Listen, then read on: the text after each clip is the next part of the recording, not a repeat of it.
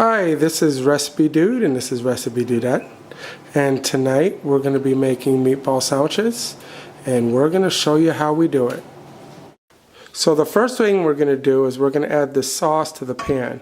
You're going to want to add whatever flavor you like, because the way I cook them, that's how the meatballs are going to taste. They're going to get a lot of flavor from the sauce.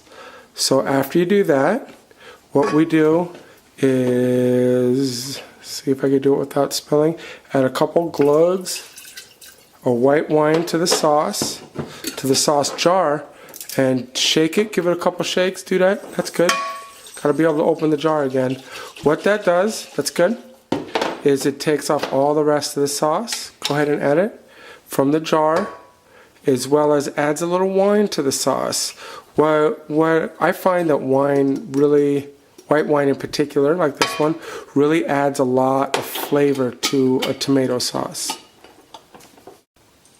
So this is ground turkey. You could use any kind of ground meat that you'd like, pork or beef or chicken. I like ground turkey. I think it really accepts flavors well. It's also very lean, and the way I cook the meatballs, you could use the leanest meats possible, just because it absorbs a lot of moisture from cooking in the sauce. So while the sauce is starting to warm up, we have it at medium-low to medium, right now just medium-low, we're going to add our ingredients to the meatballs. We have a cup of breadcrumbs here. I'm using panko just because it's what we had. If you have breadcrumbs that are seasoned, pre-seasoned, like Italian seasoning, that works good. We didn't, so I added 1 teaspoon each of basil, thyme, and oregano. To that, we're also going to add 1 egg. The egg helps bind it together. Plop. And a little chug of milk. You don't want to add too much milk. I'm going to say about 1/3 of a cup. That looks like 1/3 of a cup to me. And then Dudette is going to start mushing it up. And once you get it all mixed, then you could start forming your meatballs. So Recipe Dudette has finished mixing in all the ingredients. Everything is well distributed. Now she's going to pinch a little off and roll it together just like a little Play-Doh ball. You want it to be the circumference of about 1/4 or smaller. Now you want all these meatballs to be about the same size so they all cook at the same time. Now she's going to move it to the slightly simmering sauce. Ooh, don't put your fingers in there, you okay? And you want to make sure you don't drop it in there or else it'll splash. I'm going to turn it down a little so it doesn't splash hot sauce all over you or make your place all dirty. And you're just going to keep repeating. Go ahead if you want to make another one, do that.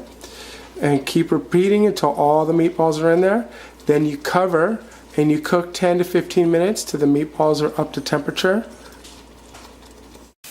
So Recipe Dudette is washing all that off her hands, which is very important. We have all the meatballs in the sauce. It's starting to simmer. From here I'm going to turn it up to about medium.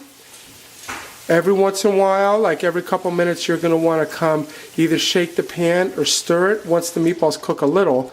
If you stir it too early, it'll break the meatballs apart. While it's starting to sizzle, you're also going to want to cover. That'll save some of the sauce so it doesn't all reduce down. And give it about, I would say 3 minutes, give it a little stir. 3 minutes, give it a little stir. And around 10 minutes, you could test it for the first time to see if it's come to temperature. And then you could eat. Okay, it's been about 10-15 minutes. You stirred it so they didn't stick to the bottom and burn. The best way to take the temperature is get a temperature probe. Pick one up with some tongs and make sure you get to the middle of the meatball. You don't want to be on the outside or you're taking the temperature of the outside or the sauce.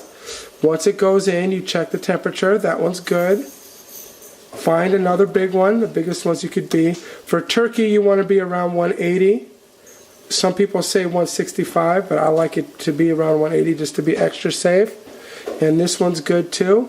So now all you have to do is cut your bread and eat. You have to choose your bread next. Sometimes we get the par-baked bread at the grocery store. That adds a little extra touch to it. We like to get a baguette style bread. This one's not par-baked. You could cut it traditionally, just cut a piece off and then cut it lengthwise. That makes it a little hard to eat for the kids.